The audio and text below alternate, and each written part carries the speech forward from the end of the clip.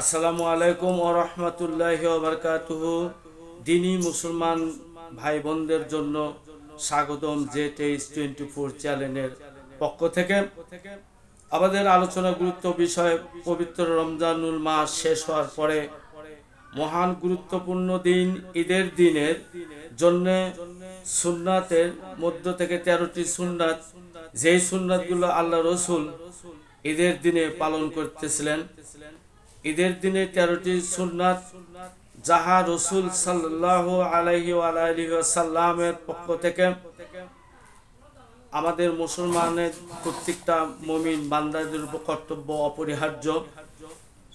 তার মধ্যে থেকে যে সুন্নাতগুলো আল্লাহ রসুল ঈদের দিনে করতেন, সেই আলোচনা সেই সুন্নাতগুলো প্রত্যেকটি মুমিন মুসলমান বান্দাদের করার জন্য অপরিহার্য কর্তব্য। 1 নম্বর, অন্য দিনের তুলনায় সকালের ঘুম থেকে জাগ্রত হওয়া।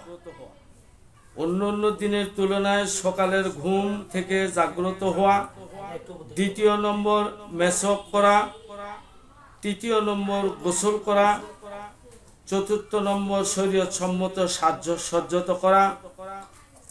5 নম্বর, সমর্থ অনুপাতে উত্তম পোশাক পরিধান করা। 6 নম্বর, সুগন্ধি ব্যবহার করা। 7 নম্বর, ঈদ উল ফিতরের ঈদগাহের যাবার আগে মিষ্টি জাতীয় কিছু খেজুর ইত্যাদি খাওয়া। 8 নম্বর, সকাল ঈদগাহে যাওয়া। 9 নম্বর, ঈদ উল ফিতরের ঈদগাহে যাওয়ার পূর্বে সদকায়ে ফিতরা আদায় করা। 10 নম্বর, ঈদের নামাজ ঈদগাহে আদায় করা। 11 নম্বর শর্ত হলো যে রাস্তায় ঈদগাহে যাবে সম্ভব হলে ফেরার সময় অন্য রাস্তা দিয়ে ফিরে আসবে। 12 নম্বর, পায়ে হেঁটে যাওয়া সুন্নাত। আমরা অনেক সময় গাড়ি ঘোড়া নিয়ে সুবিধার জন্য যাওয়ার চেষ্টা করি, এটা আসলে করা ঠিক না। আসলে সুন্নাত হলো পায়ে হেঁটে যাওয়া, এক রাস্তা দিয়ে যাওয়া, অন্য রাস্তাতে সম্ভব হলে ফিরে আসা।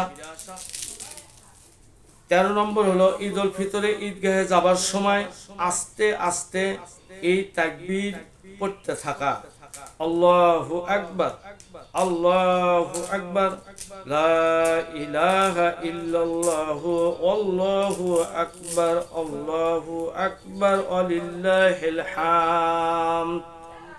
আলহামদুলিল্লাহ, আমরা আজকে যে গুরুত্বপূর্ণ আলোচনা করলাম, এই সুন্নাতগুলো মানার জন্য দিনী মুসলমান মুমিন মুত্তাকিন মুসলমানদের জন্য পালন করার জন্য আল্লাহ সুবহানাহু ওয়া তাআলা আমাদেরকে সবাইকে তৌফিক দান করুক। স্বয়ং আল্লাহুম্মা আমিন।